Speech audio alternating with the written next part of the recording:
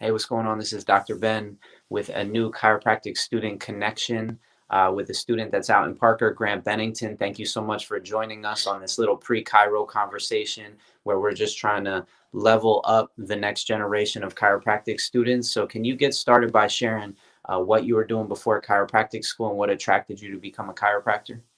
Yes, sir. So I actually started undergrad as a preaching major. And so I was looking to do ministry, and I decided I could do ministry through whatever I wanted to do. And so I backed out of preaching and I transferred back home from the small Christian school that I was going to. And after that, I was at home for just one semester and I was trying to figure out what I wanted to do, and I decided that I really love studying the body. And so I transferred to Indiana Wesleyan University in Marion, Indiana, and I was an athletic training major. Mhm. And so the plan was to do physical therapy, and I shadowed a PT, and I just thought it was so slow. And PTs are definitely needed, but it just was not for me and was not my calling.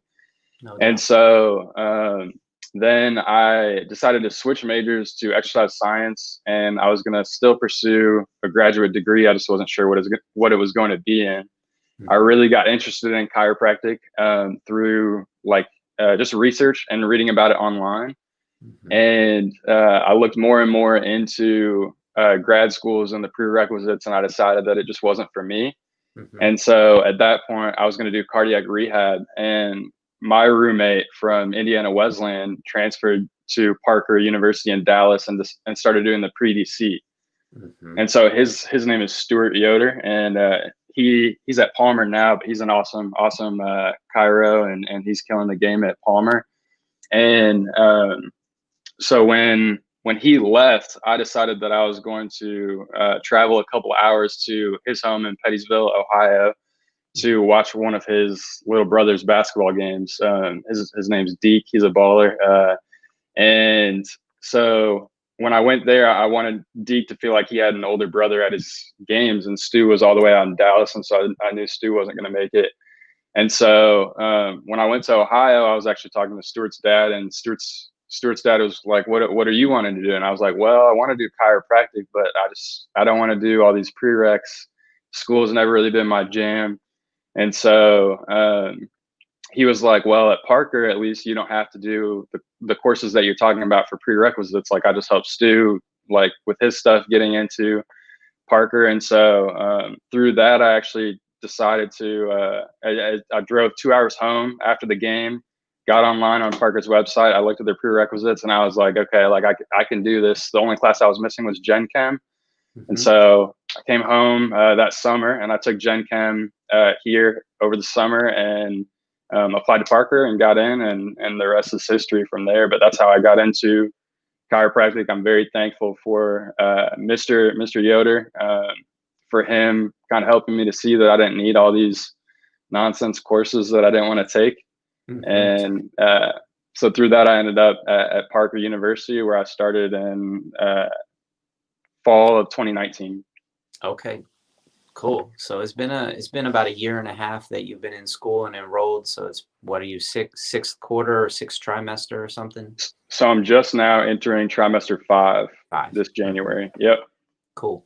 So you're about, I guess, halfway through the program. How long is the program? The program is 10 trimesters. So I just finished try 4, and then I have a year left, try 5, 6, and 7 of academics, and then a year of serving the Dallas Fort Worth through the clinic at Parker.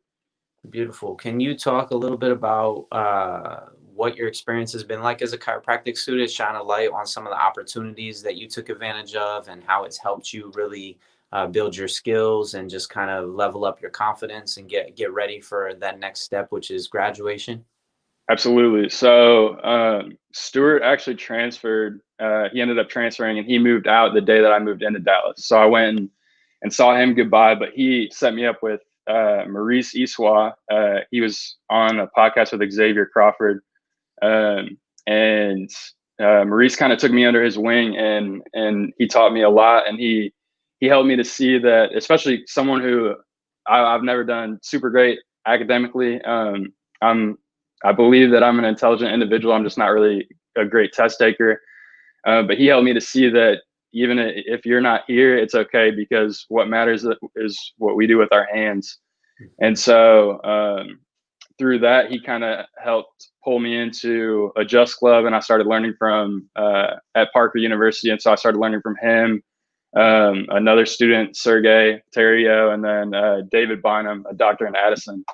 And I started to learn a lot from them. And I'm very, very thankful for Maurice and where he plugged me into, and very thankful for Sergey and for Dr. Bynum. And then after that, it was just a matter of, once you get into one club at Parker, and you're going to one of those adjusting technique clubs, it tends to be the same students that show up to one club that show up to all the other clubs. So I kind of got connected with that crowd via Maurice, and really just started to explore all the other different clubs. I think a lot of people have the mindset of if they don't agree with one thing that the club is doing, that they can't go to the club. Where I had the opposite mindset. It was like, if I disagree with 99% of what you're preaching and what you're saying in your club, I'm going to learn from that 1% that I do agree with. Mm-hmm. And so I got connected with a club called Roots, which is kind of a branch off of John Martinez and the work that he does, and a very like slowed down tonal approach of chiropractic.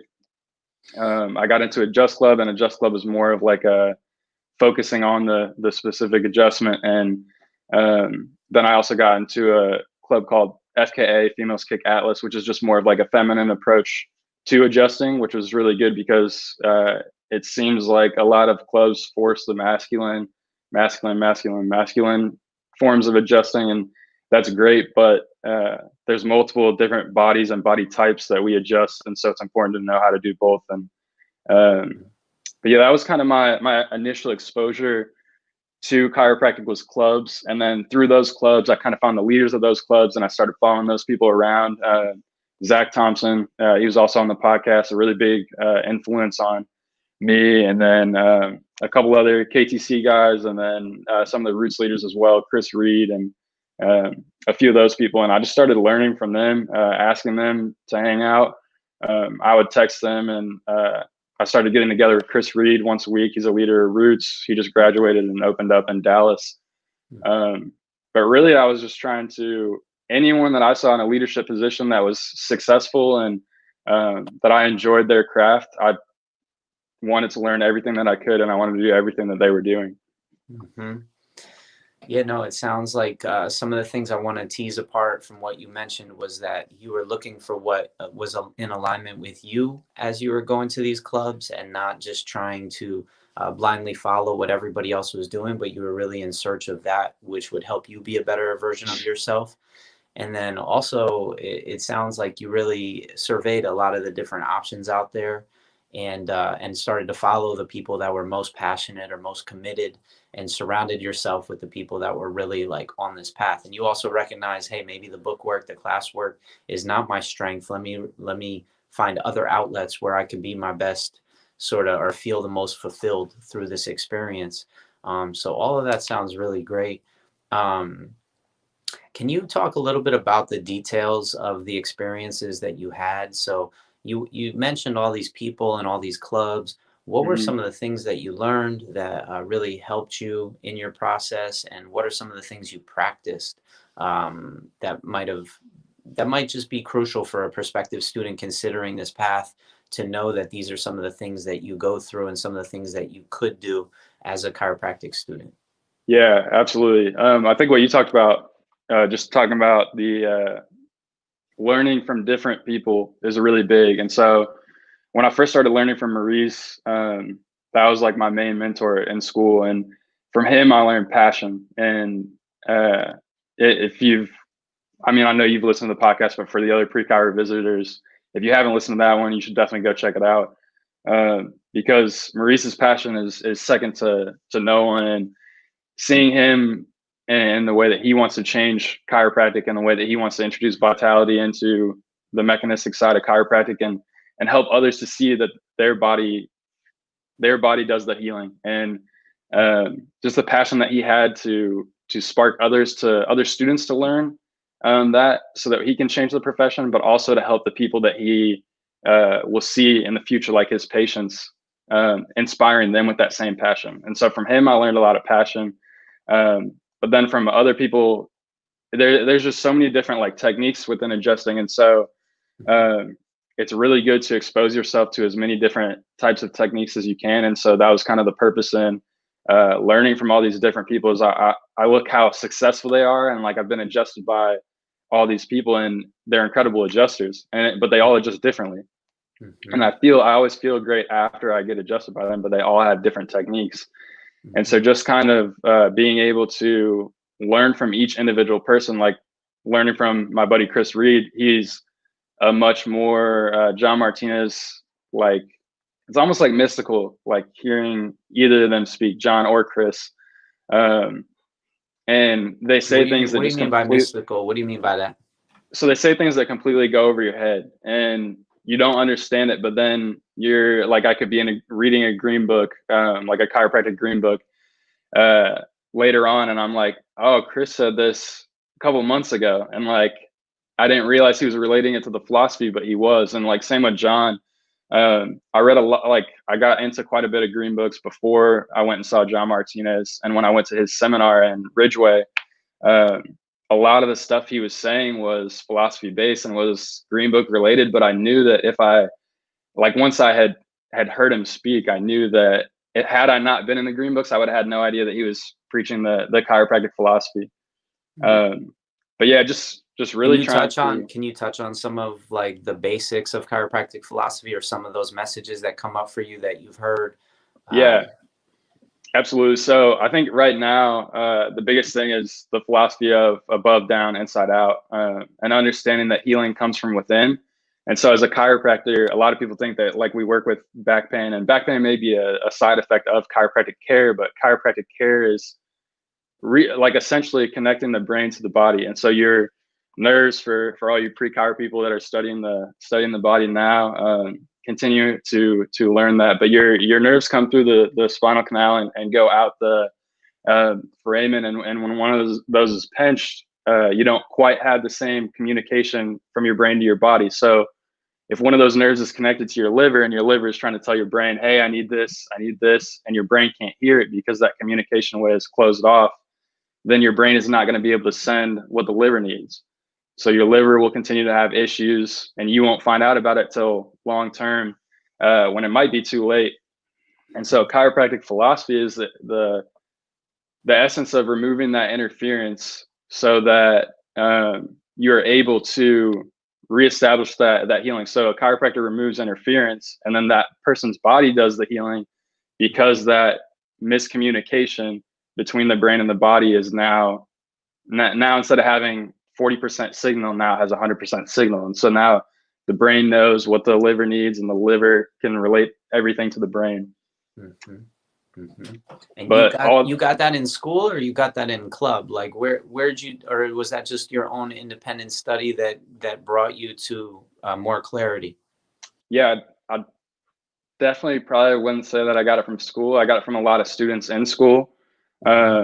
Like Zach Thompson was a big one, and talking to me about that stuff, and trying to get me to read not just chiropractic books, but books that are important, and trying to get me to educate myself outside of school. And so I learned a lot from him, and getting into green book reading. But then I also learned a lot from seminars, like Paulo Fili, John Martinez, David Bynum. There was a number of people. David Bynum and Maurice were probably the first people that I really started to hear that like above, down, inside out philosophy for. And it's cool because you get to learn all that stuff outside of school. It's kind of a shame that the school doesn't teach it as well as what they should, because if you read what chiropractic was founded on, it was founded on this idea of inside out. That's how we do the healing. It's not outside in. Whereas like now you see a lot of chiropractors, and even what they teach in school can be a lot of outside in. So yeah, I wouldn't say I learned much of that philosophy from school.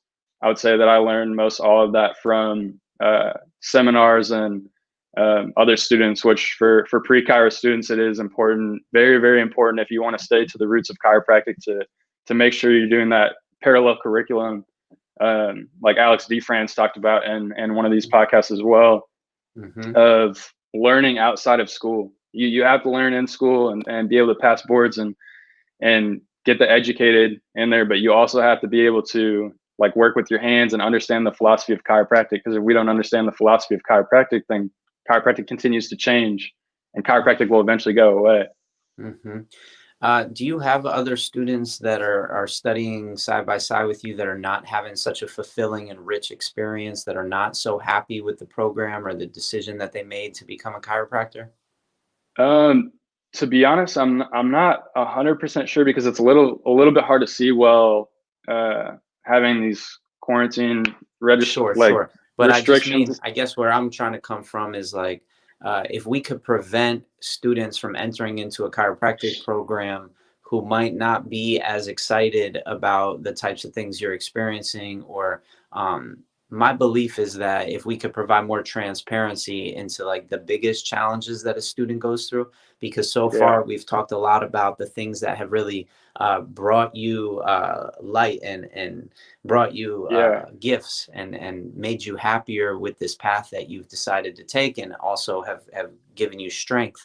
But also, let's just flip the coin and talk a mm, little bit about some of the biggest challenges that students face, and maybe some of the incongruencies or just some of the things that you've seen, if you're being really real about it, that students are not happy with, or yeah. are being having a hard time with.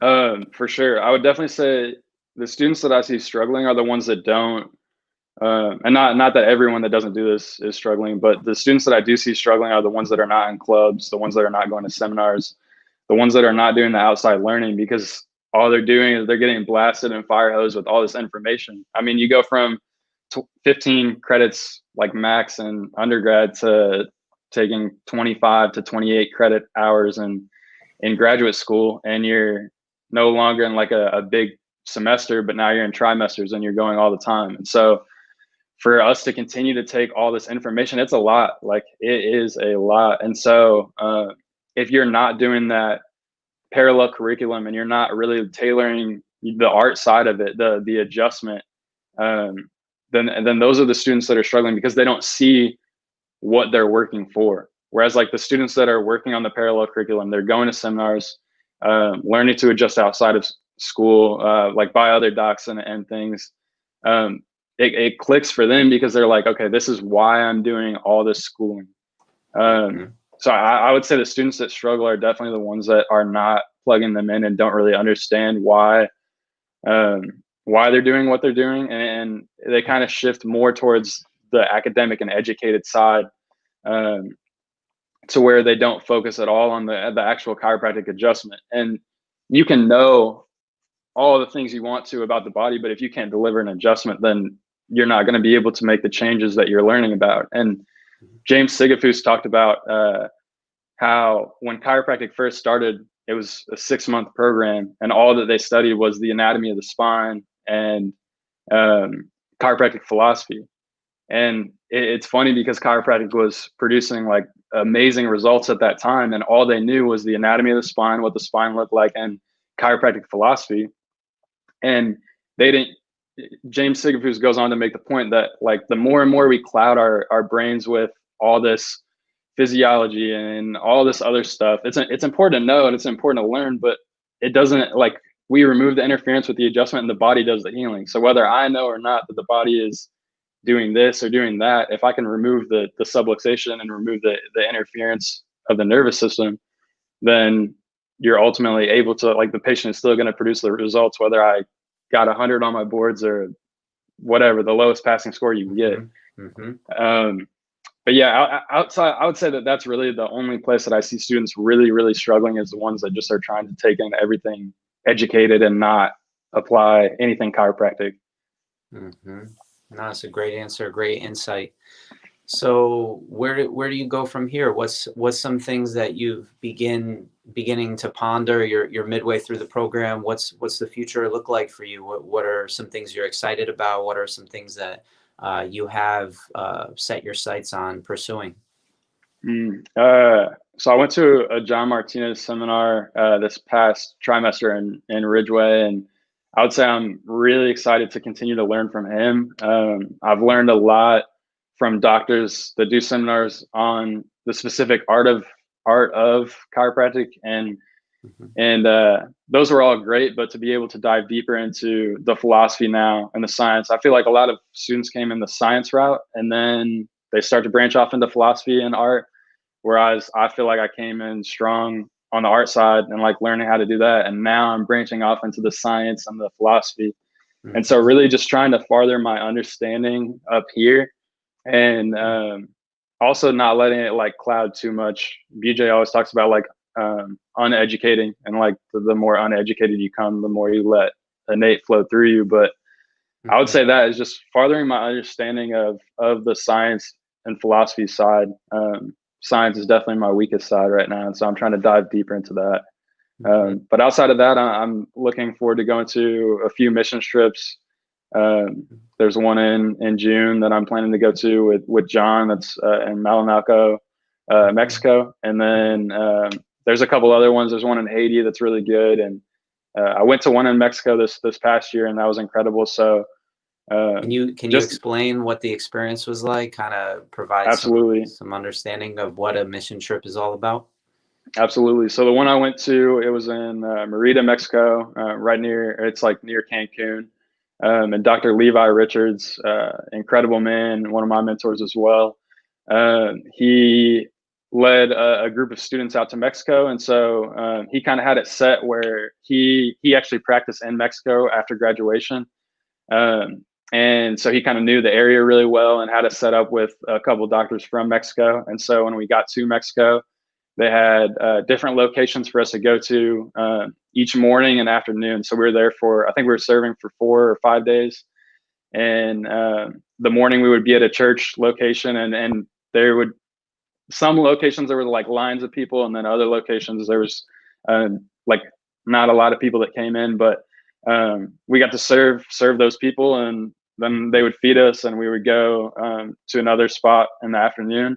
Mhm. And man, it was just crazy because I got to see myself as well as a lot of other students who didn't think that they were ready to serve, um, who thought they were when they signed up, but then come into it, they didn't think that they were heading there. And then we got there and we realized like everything that we have inside of here, inside of our hands, is capable of Mhm. helping people now. And maybe like, I mean, we still have a lot to learn, but Mhm. um, if you're pouring love into someone through your hands, you're ready now. And so Mhm. um, I got the opportunity to do that, and to see that in Mexico, and that was awesome. I got to serve alongside one of my best friends, Colton O'Brien, who's been with me through the whole program, and he's just an awesome dude, really on fire for the Lord and really on fire for chiropractic. And so to be able to serve next to him was it was definitely um, a life changing thing. And Mhm. uh, man, it was just crazy the things that we got to do there, and the people that we got to see. The language barrier was really tough, um, but yeah, it was a cool experience for sure. Yeah, it's amazing that you touch on that, how if you go to another country, you might not speak the language. You're not even yet a graduated doctor, but Yeah, as a chiropractor who's passionate, who's been training only halfway through the program, yet have the skills to create change in someone's life. It's a big deal for you just to gain that confidence in yourself that the work that you've been putting in up until this point is for this reason, to help others and to make a difference in the world. And I just think that any prospective student, to hear that message that you could be halfway through a program and fully capable of making a huge change, working with somebody in another country, not speaking the same language as them, but just knowing how to connect and knowing what your intention is it's amazing. And service trips are something that I recommend every chiropractic student do, but I'm even trying to expand the runway with PreCairo and say that PreCairo students should go on a service trip, gain yeah, exposure to what students are doing, what docs are doing, and being, and how they're showing up professionally for the people in places that don't have access, right? So absolutely. what do you want to recommend to anybody who's a pre-Chiro student? They haven't gone to chiropractic school yet. What do you think some things that they should be doing are to prepare themselves for chiropractic school, but also so that they get to fifth trimester and they're going on this service trip, and they've been given an opportunity. I see it, to grow before they get to chiropractic school. What are some things, if you're being creative, that students should get started with today? That they can get started with before they enter into chiropractic school. I would definitely say familiarize yourself with the philosophy and understand the chiropractic profession, because there's a lot of students that don't really understand the inside out philosophy of chiropractic, and they take that out of chiropractic. And like, if you take that out of chiropractic, then it's not chiropractic, because that's what DD and BJ founded chiropractic on, is the idea that the body heals itself. And so if we're not doing that, we're not doing chiropractic. So a couple books that I would recommend would be Strauss's Chiropractic Philosophy Blue Book. That's kind of, I would say, the chiropractic textbook too, which is a green book. It's volume 14, but that one is a little bit more like wordy and written a long time ago, and probably won't make a ton of sense if that's the first book you pick up. So I would say start with either Chiropractic Philosophy by Strauss, or Chiropractic Philosophy, Science, and Art, volume 32 of the green books. And BJ kind of wrote that as the what, the how, and the why of chiropractic for the layman. And I wouldn't say it's 100% understandable for the layman, but it's understandable for someone who understands the body. And so I would say that, and just be, when you enter school, the biggest thing is to just be open-minded.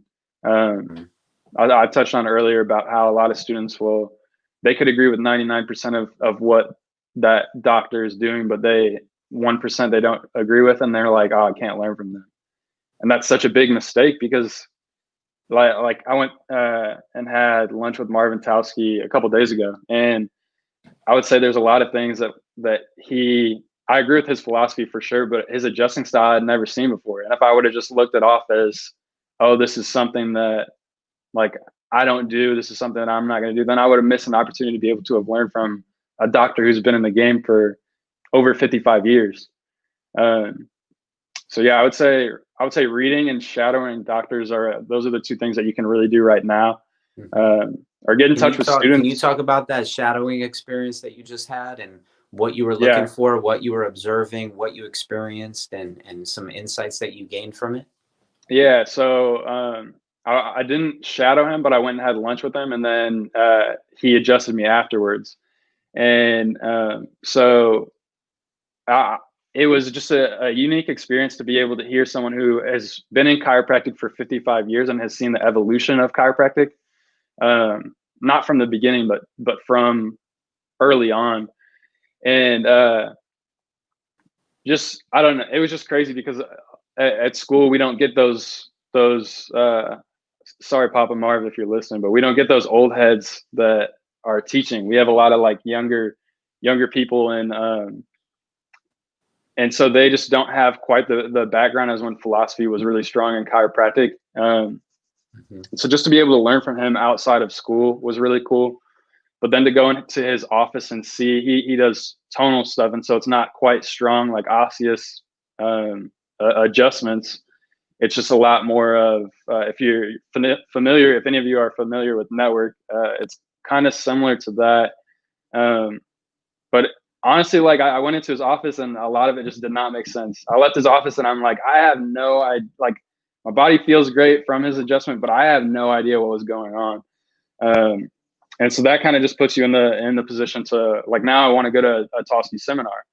But in terms of like shadowing other doctors, just being able to be in the office, see their interaction with the doctors, see how the office is built. Because if you ever plan on opening up your own office, you get the opportunity to see, like, okay, this is, if you shadow 5 doctors, you get to see how 5 different practices are run, and you can take in each part of it. You can take in and plan to apply that to your future practice. No, that is great that you left the office with more questions than answers, and that absolutely, it did show you a new side of things where you weren't really exposed to that side beforehand, or it showed you something new. And so that's what it's all about. Well, look, I Absolutely. appreciate you. Thank you. If you're a PreCairo student, you want to connect with Grant, we'll post a link to his profile on Yes, IG or sir. Facebook down below. And you've delivered a lot of insight into what a chiropractic student. I mean, you're midway through the program. You're by no means like at the end of the program. You got a long way to go, but it sounds like you're really happy with the decision you made, and you've explained really eloquently why you made the decisions you made as a student, and also what you think is important for chiropractic students. So, to me, that alone is something I never had. That's why we're doing this podcast. We'll continue doing these conversations because anything that we can do to uplift that next generation, these new chiropractic students coming in need messages like this that they can listen to while they're running, while they're going for a walk. So thank you. Absolutely. Yeah. If you're a prospective student and you have any questions, feel free to reach out. I am not shy, and I will definitely not hesitate to answer your questions. Also, just a big shout out to you, Doc, for putting this on.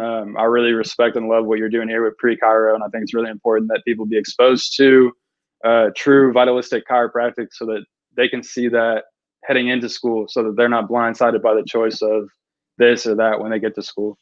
So thanks for all that you're doing with this. No doubt. Yeah, let me know if I could support you in any way. Most definitely. And Yes, sir. we'll keep on shining a light, my friend. Thank you. Thanks, Doc. Take it easy.